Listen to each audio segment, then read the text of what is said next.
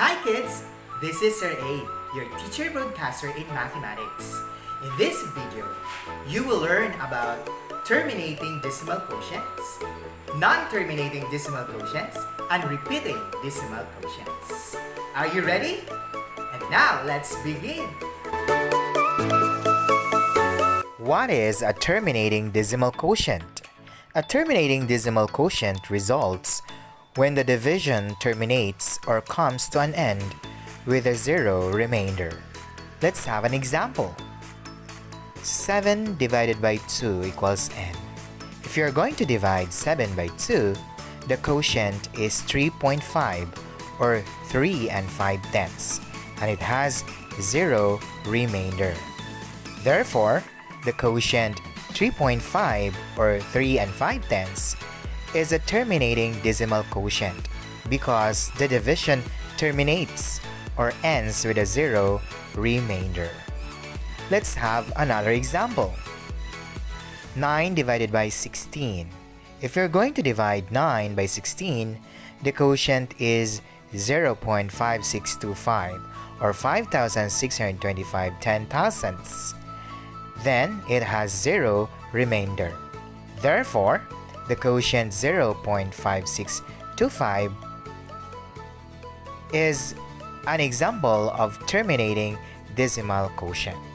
Why it is an example of terminating decimal quotient? Because the division terminates or ends with a zero remainder. Next is repeating a non-terminating decimal quotient. Actually, repeating decimal quotient is also called non-terminating decimal quotient.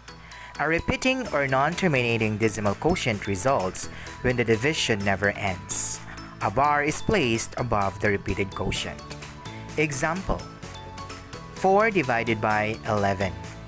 If you're going to divide 4 by 11, the quotient is 0.3636, and it will have a bar at the top, which means it is continuous and it will not end.